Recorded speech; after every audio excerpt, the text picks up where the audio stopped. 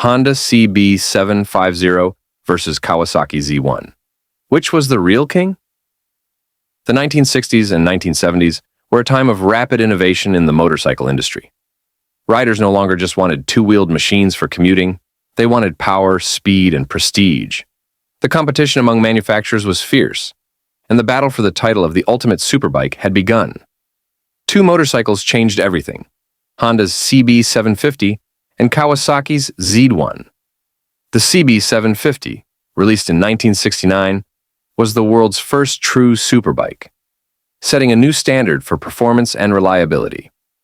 But just 3 years later, Kawasaki struck back with the Z1, a machine that was bigger, faster, and more powerful than anything before it. But which of these two legendary motorcycles deserves to be called the real king of the superbike era? To answer that, we need to dive deep into their history, specifications, and legacy. Honda CB750, the game changer. In the mid-1960s, Honda was already dominating the world of motorcycle racing. However, they had yet to establish themselves as a leader in large displacement road bikes. At that time, most high-performance motorcycles were built in Europe and were either expensive or unreliable. Honda wanted to change that. The result was the Honda CB750, unveiled at the 1968 Tokyo Motor Show and officially launched in 1969.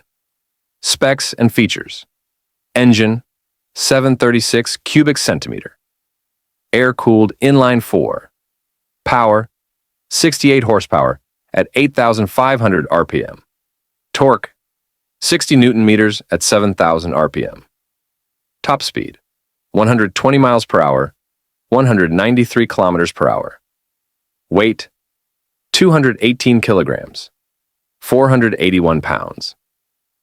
Braking system: front hydraulic disc brake, first for a mass-produced motorcycle.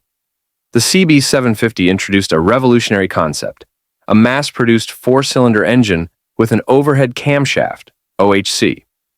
This made it not only powerful but also incredibly smooth and reliable compared to the pushrod engines of the time. Honda also introduced something that no other mainstream manufacturer had at that time: a front disc brake. While drum brakes were still the norm, Honda's decision to use a hydraulic disc brake gave the CB750 far better stopping power, setting a new industry standard. The impact of the CB750. The CB750 wasn't just fast, it was also affordable. Unlike European superbikes that were expensive and high maintenance, Honda made performance accessible to everyday riders. It was so successful that even major brands like Harley-Davidson, Norton, and Triumph were caught off guard. Their classic twin-cylinder motorcycles suddenly looked outdated. The CB750 had officially started the superbike revolution. However, Honda's success didn't go unnoticed. One company was watching closely: Kawasaki. Kawasaki Z1. The challenger arrives. Kawasaki had been working on their own four-cylinder superbike since the mid-1960s. However, when Honda unveiled the CB750 in 1969, Kawasaki realized that they had to go bigger and better. Instead of rushing to compete, they delayed their project to develop a superior machine. And in 1972, Kawasaki unveiled the Z1, a motorcycle that would redefine high-performance motorcycling.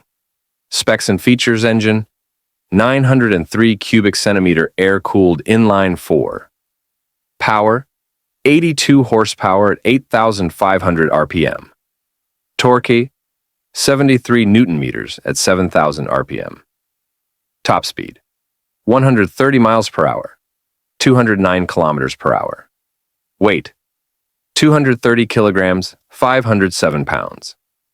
Braking system: front disc, rear drum.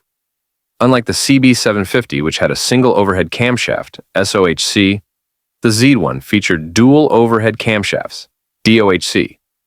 This allowed the engine to rev higher and produce significantly more horsepower. In terms of styling, the Z1 was bolder and more aggressive. It had an iconic teardrop fuel tank, a dual exhaust system, and a muscular stance that made it look like it was always ready to race. The impact of the Z1. The Kawasaki Z1 wasn't just faster. It was the fastest production motorcycle in the world at the time of its release. It outperformed everything else on the market and dominated both the streets and the racetrack. While Honda had pioneered the Superbike concept, Kawasaki perfected it. The Z1 became a favorite among street racers, long-distance riders, and even professional racers. CB750 versus Z1. Head-to-head comparison. Now that we've covered their history and specs, let's compare these two legends in key categories. 1. Power and speed checkmark. Winner Kawasaki Z1 with 82 horsepower versus 68 horsepower. The Z1 had 14 more horsepower than the CB750. The Z1's top speed of 130 miles per hour, 209 kilometers per hour, made it one of the fastest bikes of its era. Second innovation.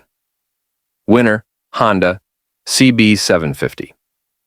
The CB750 introduced the first mass-produced inline-4 engine and the first front disc brake. The Z1 had a more advanced double overhead cam engine, but it was built after Honda set the standard. 3. Handling and comfort. Winner tie. The CB750 was softer and more refined, making it easier for everyday riding. The Z1 was sharper and more aggressive, perfect for high-speed performance. 4th, cultural impact. Winner Honda CB750. The CB750 started the Superbike revolution. Without it, the Z1 wouldn't have existed. The Z1 dominated performance-wise, but Honda's impact was industry-wide. So, which was the real king? The answer depends on how we define king. If historical impact is the deciding factor, the Honda CB750 wins. It was the first Superbike and changed the industry forever. If pure performance is what matters, the Kawasaki Z1 wins. It was the fastest, most powerful bike of its era. In the end, both bikes are legends. The CB750 was the pioneer, but the Z1 was the warrior that conquered the Superbike world. What do you think? Which one is your favorite? Let us know in the comments. That's it for today's battle between the Honda CB750 and the Kawasaki Z1. Two legendary motorcycles that shaped the Superbike era. If you enjoyed this video, don't forget to like, comment, and subscribe. Also, hit that notification bell so you don't miss our next video.